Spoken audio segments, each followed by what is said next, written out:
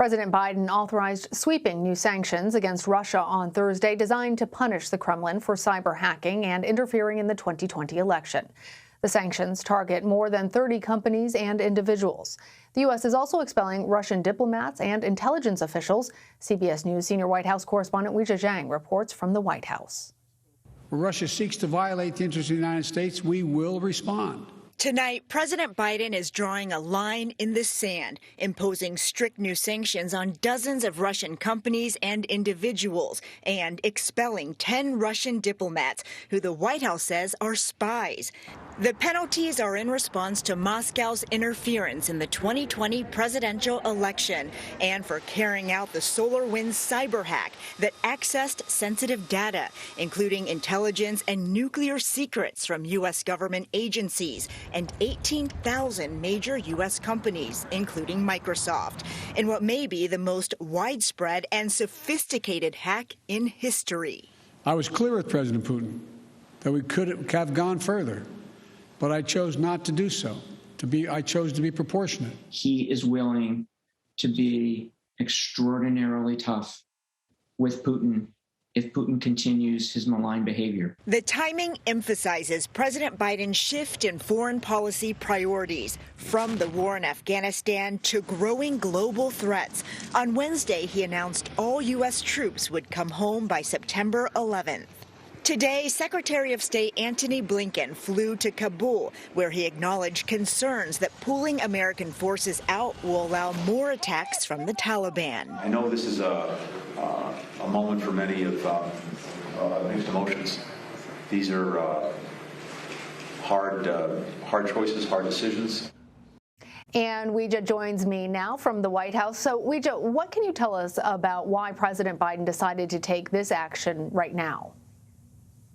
Well, President Biden always made clear that he would if it turned out that intelligence confirmed Russian involvement in the interference of the 2020 presidential election, along with carrying out the SolarWinds hack, which accessed sensitive data from U.S. government agencies as well as 18,000 private companies in the U.S., including Microsoft. And it turns out the assessment showed that Russia was, in fact, responsible, which is why the president made good on his word and imposed these very significant, very tough sanctions on Russia.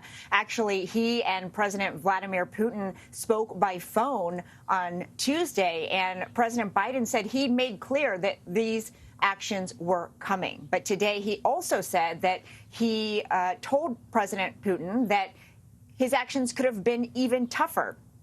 And he warned that if Russia continues its bad behavior, next time they will be. That's interesting. I'm wondering, Weijia, what the Biden administration is hoping to accomplish with these sanctions. How likely is it that Russia actually makes any positive changes in behavior as a result of these sanctions? Well, President Biden is signaling that a new sheriff is in town, if you will, because these actions are substantial and they are tough and they actually have a big impact on these entities and these individuals and these diplomats that are now paying the consequences. And so because he is willing to show that he will take action, we spoke to national security experts who say it also tells Putin that he is willing to go further, just as he said many times today. And so it remains to be seen whether this will actually change Putin's behavior. Of course, something that we're keeping a close eye on is the aggression on the border of Russia and Ukraine and in Crimea that Putin has continued to unleash. And so the president, Biden, I should say, has warned them to de-escalate, and we will see what happens if he doesn't. And so this really draws a line, Lana, to show Moscow that the U.S. is different now. It's a different administration, and that the president is going to take action to meet his warnings for Moscow to stop. Really interesting, your point about the timing of these sanctions and the military buildup along the Ukraine border. The White House issued a statement saying that the Biden administration has been clear that the United States desires a relationship with Russia that's stable and predictable. However, we have also been clear, the statement goes on to say, publicly and privately, that we will defend our national interests and impose costs for Russian government actions that seek to harm us. Weijia, has there been any response from the Kremlin, and is there a possibility that we'll see retaliation? Well, the administration will argue that this was a response to bad action, and therefore further action by Russia would be new. And so I can report that our partners over at the BBC said that shortly after these sanctions were issued, that the Russians Foreign Ministry said that these hostile steps, which dangerously raise the temperature of the confrontation, will, of course, get a decisive response. And so the White House has not responded yet to that reaction, but, clearly the tensions are rising, although President Biden did propose that these two leaders have a summit sometime this summer in Europe to talk about a wide range of these pressing issues to try to bring the temperature down. Speaking of leadership meetings, President Biden is set to have his first in-person summit at the White House on Friday when he welcomes the Japanese Prime Minister. Weijia, before you go, tell us what's going to be at the top of that agenda.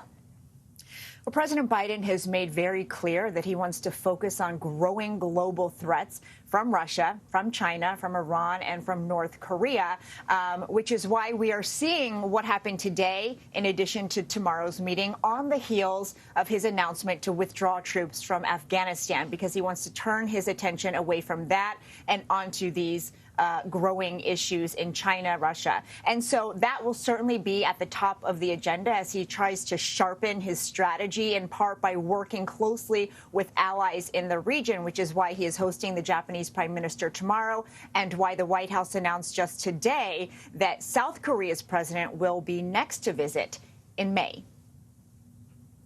Very interesting stuff there, Weijia. Thank you. Sure.